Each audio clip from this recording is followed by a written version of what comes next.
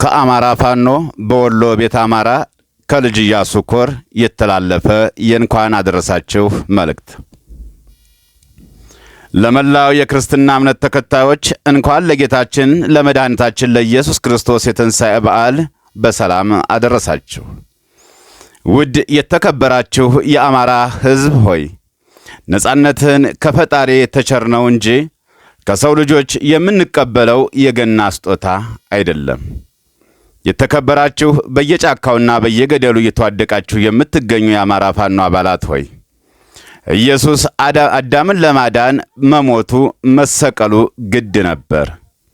ፋኖም የአማራን ሕዝብ ለማዳን መሞት መቁሰል ግድ ነው። ትንሣኤውን ለማሳየት ስቅለት ማለፍ ግድ ነበር። የአማራን ትንሣኤ ለማየት ስቅለቱን፣ ሞቱን፣ መከራውን ማለፍ ግድ ይሆናል።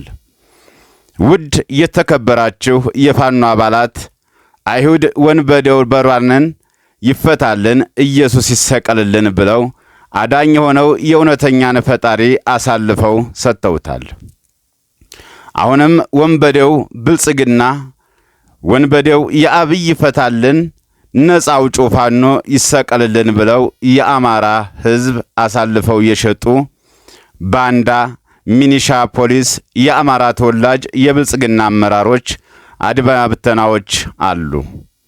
ነገር ግን በሞታችን ሞትን፣ ባርነትን እናሸንፋለን። ውድ የተከበራችሁ የፋኖ አባላት ይሁዳ ፈጣሪውን በ30 ዲናር አሳልፎ ሽጦታል። ትግሉን በብር ለመሸጥ የሚሯሯጡ ብዙ ይሁዳዎች እና አስመሳዮች ከጎናችን አሉ።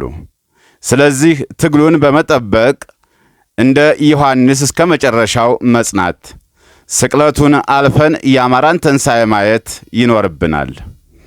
ይሁዳ ፈጣሪውን ካደ፣ ያለ ንስሐ ሞተ፣ የሞት ሞትንም ሞተ። ጴጥሮስ ፈጣሪውን ካደ፣ ተጸጸተ፣ ንስሐም ገባ።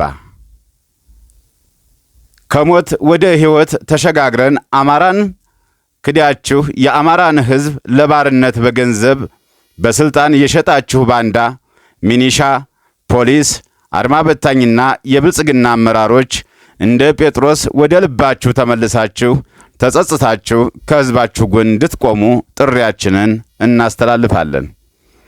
የተከበራችሁ ሕዝባችን በዓሉን ስናከብር ከዚህ ጭራቅ ቡድን የሚደርሱ ጥቃቶችን ለመከላከል አስፈላጊ የሆነውን ሁሉ ጥንቃቄ እንድታደርጉ እያሳሰብን ሰርጎ ገቦችንና ጸጉረ ልውጦችን በዐይነ ቁራኛ በመከታተል የተለየ ነገር ሲያጋጥማችሁ በቅርበት ለሚገኘው አርበኞቻችን እንድታሳውቁ እያሳሰብን አንድ ላይ በብዛት ባለመሰባሰብ በቡድን ባለመጓዝ ራሳችሁን ከገዳው ሥርዓት እንድትጠብቁ እናሳስባለን። በውጭ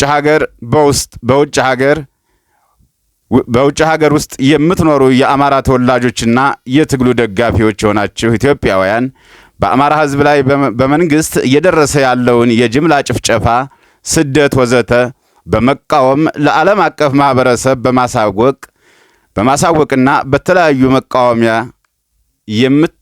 የመታገያ መስመሮች ከጎናችን በመቆም ታሪካዊ ኃላፊነታችሁን እንድትወጡ እናሳስባለን።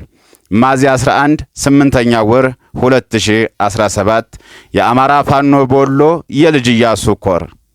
ድል ለፋኖ፣ ድል ለአማራ ሕዝብ። ፋኖ ይለምልም፣ ጥላት ይውደም። በድጋሚ እንኳን አደረሳችሁ።